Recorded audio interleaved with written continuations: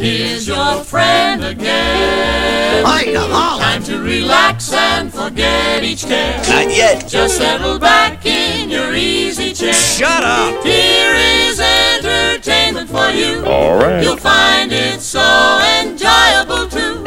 So listen to all from beginning to end, 'cause your friend Remember, friends, tasteful and profitable. John Ford is here again.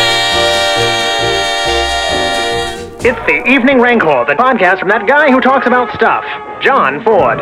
Any links mentioned on the show are available at johnford.radio. Today, we're coming to you direct from your mom's basement. Welcome to the Evening Rancor, the John Ford podcast. And it's time for another John Ford podcast, the Evening Rancor. So glad you could come along today with me, your Evening Rancorist. Be afraid. Well, maybe not. As in, maybe not be afraid. Maybe not thanks for coming along. Although that's entirely your decision. If you've listened to any of my past podcasts, you'll know that I'm not a huge fan of Facebook. I don't have a Facebook account. And I was actually looking at this, some old emails and things where I was talking with some folks, and I deleted my Facebook account. Did I say email? No. I deleted my Facebook account back at the end of 2009. Yeah, it's the best thing that could have happened. And my two main reasons, and you have to look at this in hindsight, and hindsight too, which is kind of like what my dog does. My two main reasons back then, so that's 10 years ago, were that it's a privacy nightmare. Well, that held out to be true. And my other main reason was that it's basically just kind of stupid, which I also assume is true as well. Yes. Because what do you do on there? You keep in touch with people you probably are just not that interested in, that are allegedly friends, but there were like maybe two people that I was really interested in keeping in touch with. The rest of them were just a nightmare. I couldn't care less about these people. And the other privacy issue, well, that goes without saying. Interesting articles been popping up on the interweb tubes regarding Facebook in the last... Every day there's a new one about Facebook. I found this one particularly interesting in that workers at Facebook say that working there is like working at a cult. It's like belonging to a cult. Why am I not surprised? Oh, yeah. Seriously. Are you surprised? I'm not surprised. No. According to the article in the Sydney Morning Herald, former Facebook employees say they felt pressure to remain positive, stay positive, and were discouraged from speaking up while working for the social media giant. According to a report they're quoting at CNBC. I guess this originally was at CNBC. Oh well, I prefer the Sydney Morning Herald. It's a half a world away. The article goes on to say that some former workers even categorized the internal culture at Facebook as cult-like and said they had to form friendships with colleagues to advance their careers, which is pretty funny when you think about it, because that's kind of like what Facebook is or LinkedIn is, right? You have to form friendships with colleagues in order to hopefully advance your career. But let's face it, nobody is on Facebook or LinkedIn thinking that it's this great promotion machine. It's just this giant suckage of self-promotion. Facebook, it's like, hey, look at me. Look at all the great things I'm doing. And LinkedIn is, look how important and smart I am. But in reality, it's just this giant promotion spam machine. And so the water rolls uphill or downhill, depending on the way you want to look at it, according to the report at CNBC. Of course, Facebook has declined to comment on the description of the workplace. One quote, there's a real culture of, even if you're effing miserable, you need to act like you love this place, according to one former employee who left in October. It's not okay to act like this is not the best place to work. Is it just me? Or maybe it is. But I would think that would be like the worst place to work. I'm sure that you have to everything's got to be upbeat and positive. You ever worked at a place like that where they force you to be upbeat and positive about everything? I'm sorry, but life doesn't work that way. According to one employee, it's a little bit of a popularity contest. You can cherry pick the people who you like, maybe throw in one bad apple to equalize it. Because my partner is involved in mental health and is a mental health professional, I kind of pay attention to a lot of this stuff. There's been a lot of research lately that social media is a huge factor in depression and even suicide, especially amongst younger people, and even more so, especially with women. Because if you look at the way men interact with each other, it's kind of fight or flight. Put your dukes up and that's it. Whereas women have more of a tendency to care more about those sorts of relationships. So if they're put into situations, especially if they feel they've been bullied or are not becoming more socially elevated on social media, they get really, really, really depressed, and it creates huge mental health problems.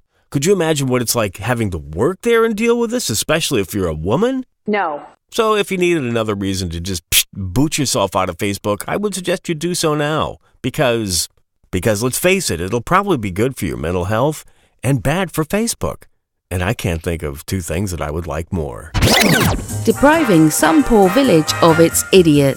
JohnFord.radio. Well, today we're talking about a subject that, used to be near and dear to my heart. That is broadcasting. I'm no longer involved in the radio world, partly out of my own decision and partly out of the decisions of, people in the radio world wouldn't hire me anyways. And you are a hack. I've aged out of it, which I find kind of interesting because radio broadcasting these days is so age-centric. Of course, most people are streaming today to listen to music as opposed to listening to music on radio. Now, radio still does pretty well. I mean, they still have a pretty good audience. Great. The real dilemma that radio is in is they're aging out of their listenership. There are still young people that listen to the radio. It's still a good place to listen to music or listen to talk, which is what I like to do. But the vast majority of people that do consume radio, from what I can tell, and I do follow the radio broadcasting industry just because I was in it for 30 plus years. The vast majority of people that listen to radio are an upper demographic, mostly the baby boomers. Even if you look at touring statistics, I came across this on a consultant website that I go to from time to time. One of the better radio consulting companies. Eddie, I think they're a little too tied up in the whole social media thing, but that's another subject entirely. I don't believe it. But if you look at the year-end 2017, what they call the Polestar year-end top 20 worldwide tours. Now check this out. These are the top acts touring. U2, almost really old guys. Guns N' Roses, old guys. Coldplay sort of fit into that. This is going in descending order. Coldplay number 3. They sort of fit in that U2 thing. They're still kind of appealing to older people, but more of a Gen X thing. Bruno Mars, well, there's a newer artist. Metallica, definitely oldies. Depeche Mode, on the upper end of the oldies. Paul McCartney, basically dead. Right? Ed Sheeran, I think, should be dead. Bye-bye. The Rolling Stones, everybody's amazed they're not dead. Garth Brooks, wow, people still pay to see him. Celine Dion, I'd rather stick needles in my eyes. Yeah. All right, so that's like the top 11. I could keep going. But you can see the big trend there. What is it? Probably 60%, 70% of them are definitely artists that appeal to baby boomers and the upper end of Gen X. And there's also been a lot of talk in the radio broadcasting circles, the circles of the radio broadcasting industry. There's new 55 plus formats, and definitely the trend is going towards older listeners because that's what they've got.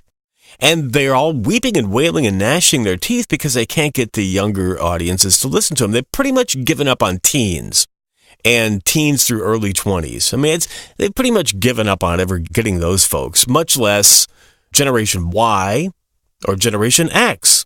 And then if you look at talk radio, it's even worse because they've compounded the problem by continuing to push this conservative political talk down our throats. I mean, they could be pushing liberal politics down our throats, but we've kind of proven that nobody really wants to listen to that because, and in my opinion, it's because, liberals are anti-humor. They hate humor. They hate comedy because it might offend somebody. And liberalism has gone into this whole tirade of social justice. They're no longer fighting for the working people. They're fighting for the social justice warriors. And in a bizarre sort of way, they're taking their cues from the Cultural Revolution of China, which was responsible for the murder of God knows how many people. In its ever-ending quest to get rid of anything that had to do with pre-Maoist culture in China. Anyways, I'm getting off topic here. So the dilemma broadcasting radio finds itself in is that the listeners are getting older and they're not getting any younger listeners, especially in the talk arena. Music arena is bad enough, but especially in the talk arena. So here I've got something for you.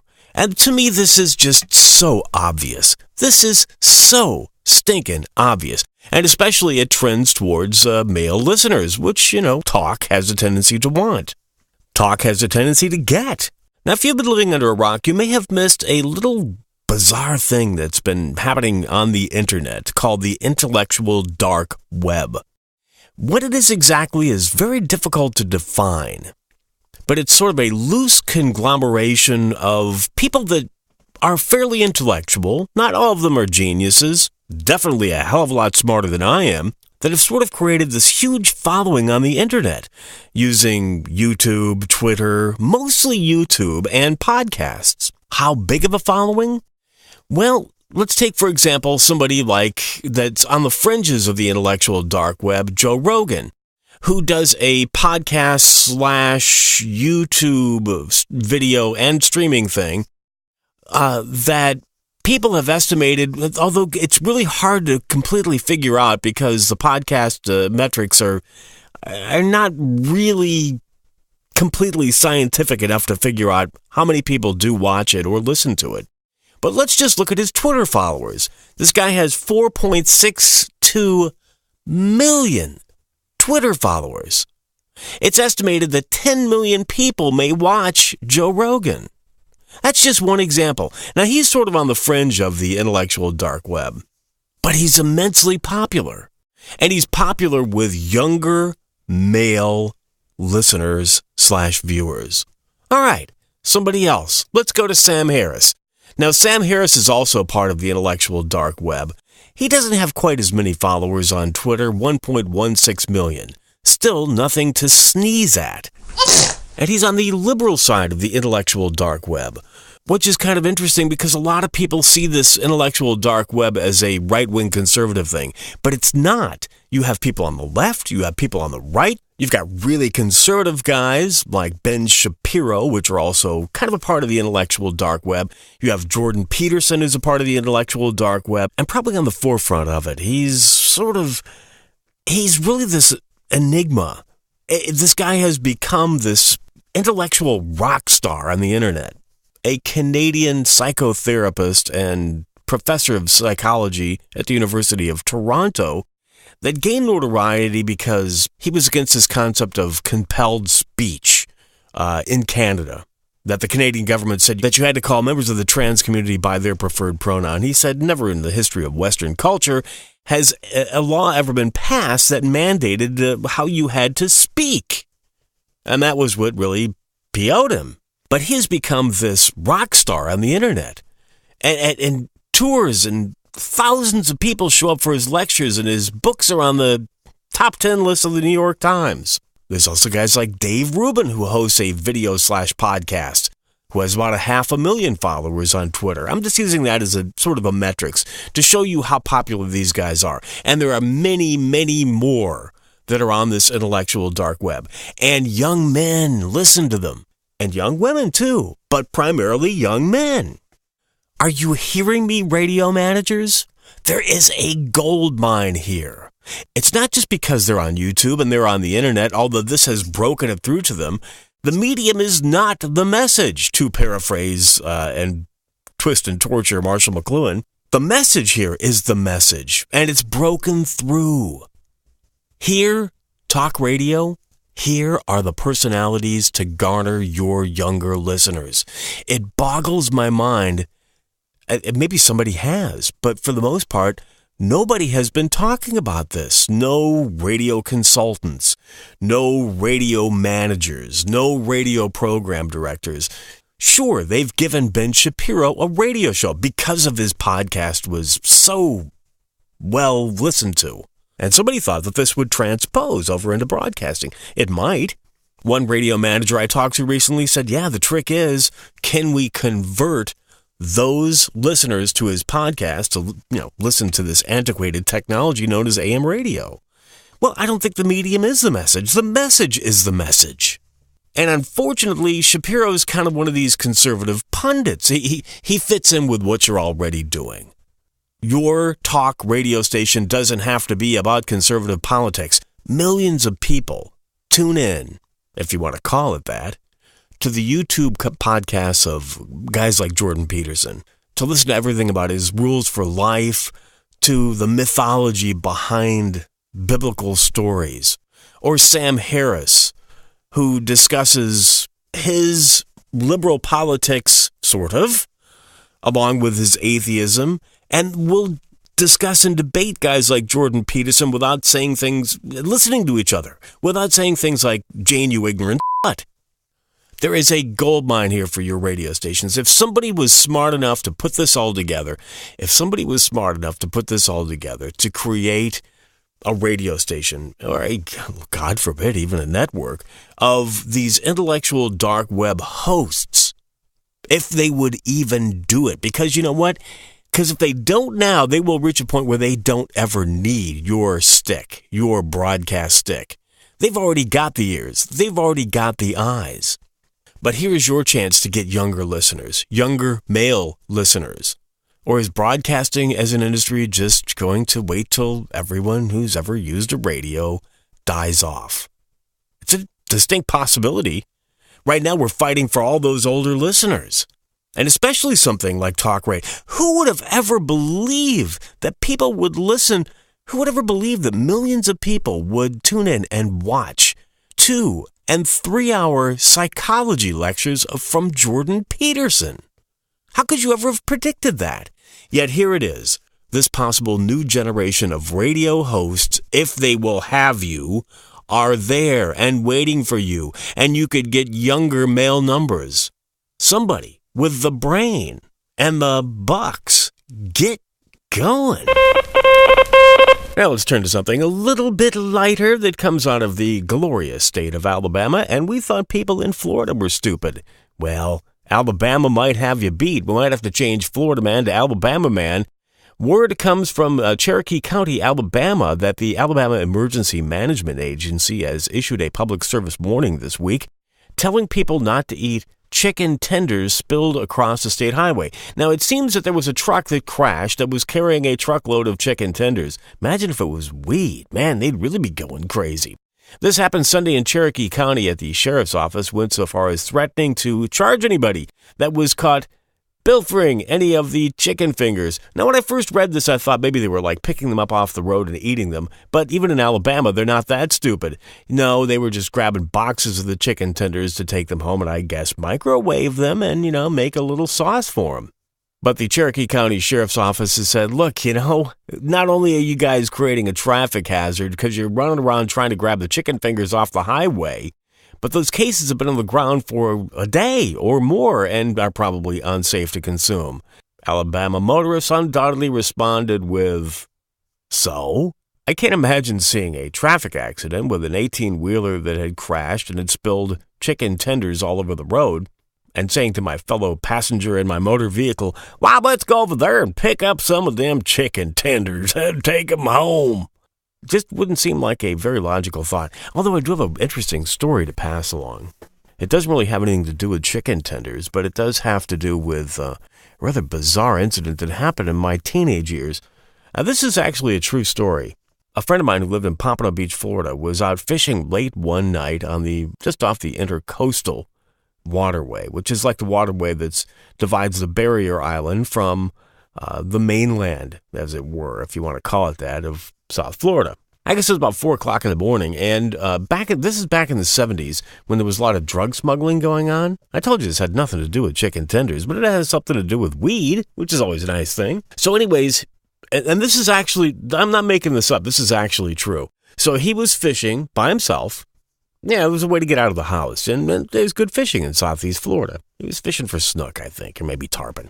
And along Pompano Beach, back in those days, they were building lots of condominiums, and there were lots of cranes sticking up out of the ground. Those big boom cranes, the ones that they always show like flying around in the hurricanes. Like a little wind vane. And at about 4:30 in the morning, an airplane came in off the coast, a twin-engine airplane, and it struck one of those cranes and crashed. So he got on his bicycle. I think he was maybe 15, 16 at the time. This was back in the day when your parents would let you go out fishing all night, like I used to do in South Florida, and not worry about crazy things happening. But crazy things did happen, obviously, because this plane crashed into the crane. And it wasn't Maine. It was Pompano Beach, Florida. So the reason the plane had crashed into the crane was because he was smuggling dope, and it was pot. And the plane crashed into the crane. If I say that again, I swear to God, I'm going to lose it. And there was pot all over the beach. All over the beach.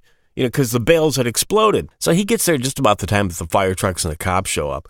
And they're out there spraying the pot and everything. The plane trying to put out the flames. And he's crawling around on his hands and knees, grabbing weed out of the sand. And if it came up ashore like as a whole thing, we used to call it a square grouper. But that's another story. And so he's stuffing the pot into his pockets of his jeans. He pulls off his shoes, takes off his socks, starts stuffing the pot into the socks. Then the firemen are looking at him, this crazy teenage kid. And the fireman said, son, I wouldn't be grabbing that weed because, there's chemicals in the stuff we spray on it. He didn't care. He just kept, and he got on his bicycle and got the hell out of there. And of course, went home and washed it and dried it. And he ended up with a few pounds. A lot better than chicken tenders on the roadway, if you ask me. So yeah, if you had to compare Florida man with Alabama man, I think Florida man wins. I'm the happiest guy. He's the luckiest guy. 'Cause I just bought a new Ford. From a wonderful dealer. Wow, what a dealer! For a Ford or a fine used car. Han, the Pattersons are coming over and we only have about enough grass left to roll one joint. Oh, that's okay, Ted. I'll just mix it up real good with this. Hey, what are you doing? I'm making marijuana helper. Marijuana helper? That's right. With Pillsbury's new marijuana helper, there'll be enough of this Colombian to go around for everybody. And look, marijuana helper makes our dope look as rich and potent as the best red bud. Marijuana helper. Now you can get as much as 3 ounces from every ounce you buy, thanks to Pillsbury's new marijuana helper. Honey, you're a genius. There. Now put that in your pipe and smoke it. Pillsbury's new marijuana helper. Pillsbury. It really works. It's the John Ford Podcast.